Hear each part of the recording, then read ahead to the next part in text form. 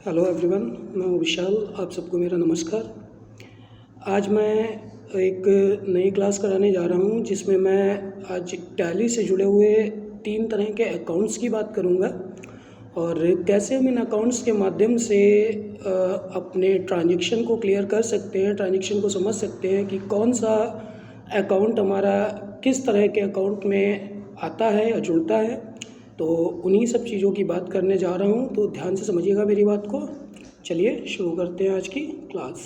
देखिए, मैंने आपको पहले ही बताया कि आज की जो क्लास है वो हमारे वीडियो में ये चीज़ बात की जाएगी कि जब भी हम लोग अकाउंटेंसी की बात करते हैं या टैली की बात करते हैं या इसमें जो भी हमारे ट्रांजेक्शन होते हैं, तो इन ट्रांजेक्शन को कैसे रिकॉर्ड करते हैं, कैसे हम समझेंगे कि कौन सा ट्रांजेक्शन किस तरह के अकाउंट से जुड़ेगा या मिलेगा।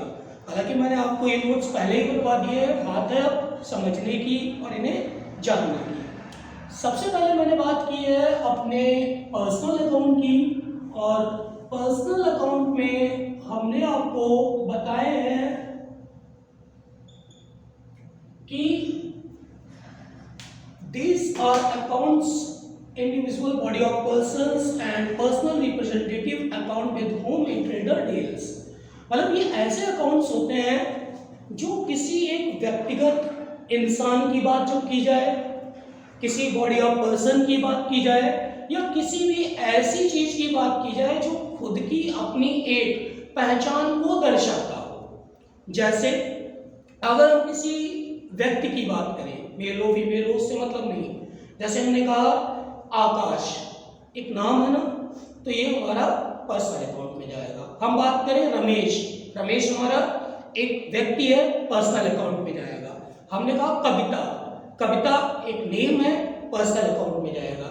इसी तरह से कोई भी संस्था हो, कोई भी हमारा व्यवसायिक या जो बिजनेस हम कर रहे हैं उसका कोई नाम है, या जितनी भी हम ये शॉप वगैरह देखते हैं उनका एक जो नाम होता है, वो सारे के सारे अकाउंट्स हमारे पर्सनल अकाउंट में आते हैं।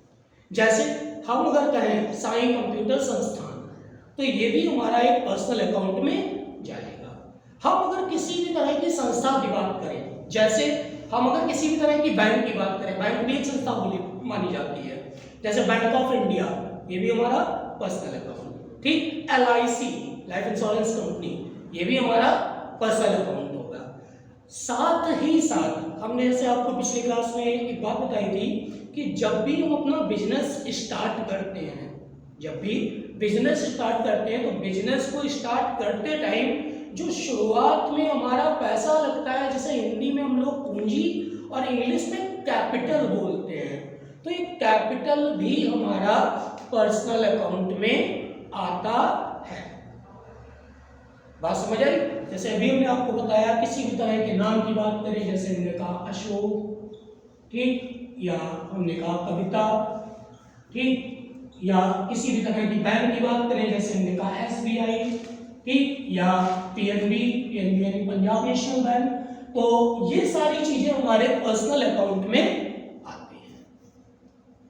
ठीक है, अब बात करते हैं, ये तो हो गया हमारा पर्सनल अकाउंट। दूसरा अकाउंट हमने आपको बताया है रियल अकाउंट। रियल अकाउंट्स क्या होंगे हमारे, जैसे इसमें हमने आपको लिखाया these are the accounts of the property and position, मतलब ऐसे अकाउंट्स जो हमारे प्रॉपर्टी से संबंधित हो। प्रॉपर्टी यानी हमारी संपत्ति, जमीन जायदाद, माल जेवर पैसा, या ऐसी सभी चीजें जिन पे हमारा अपना स्वामित्व या अधिकार होता है, वो सारे के सारे हमारे रियल अकाउंट में जाते हैं।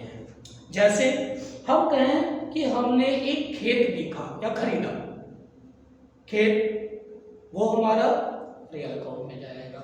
या हम कहें हमने एक बिल्डिंग खरीदी, बिल्डिंग रियल अकाउंट में जाएगा। या हम कहें हमने कंप्यूटर खरीदा, कंप्यूटर ये भी हमारा रियल अकाउंट में जाएगा, क्योंकि ये भी हमारी एक तरह की संपत्ति में आता है। मतलब ऐसे मान के चलो हमारे बिजनेस में यूज होने वाला एक सुई से लेकर और एक बड़ी मशीन तक जो भी हम लोग यूज कर रहे हैं वस्तुओं का, या जितनी भी वस्तुएं हैं हमारे पास, वो सारी की सारी हमारी रियल अकाउंट में जाती है। कैसी भी मशीन हो, कैसी भी वस्तु हो, जैसे हम कहें यहाँ पे हम लोग बैठे हुए चेयर हैं, चेयर ये हमारी रियल अकाउंट में जाएगी।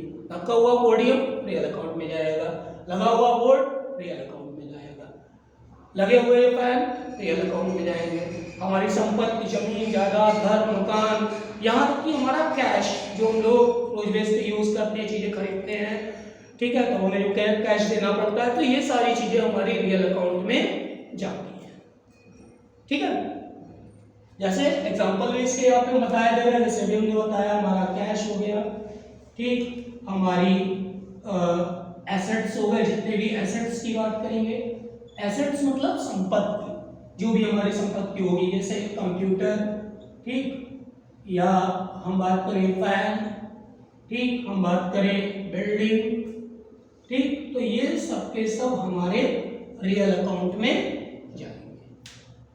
ठीक है, अब बात करते हैं रियल अकाउंट के बाद हमारा आता है एक और अकाउंट जिसे हम बोलते हैं नॉमिनल अकाउंट।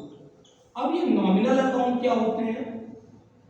नॉमिनल अकाउंट में हमने आपको बताया कि these account are the accounts related gains, incomes, expenses and loss।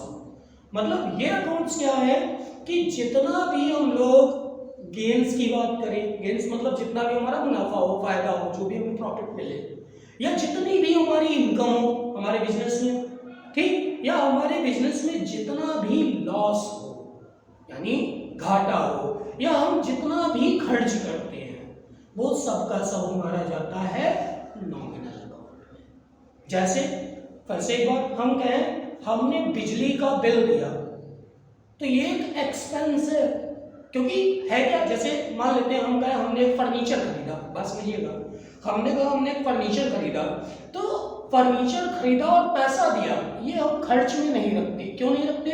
क्योंकि अगर हमने 5,000 का फर्नीचर खरीदा है तो उतने पैसे की या उतने रुपए की एक वस्तु भी हमें प्राप्त हुई है, बात समझ रहे हैं? तो वो फर्नीचर तो रियल अकाउंट में जाएगा और कैश भी हमारा रियल अकाउंट में जाएगा, वो एक्सपेंस में नहीं आएगा।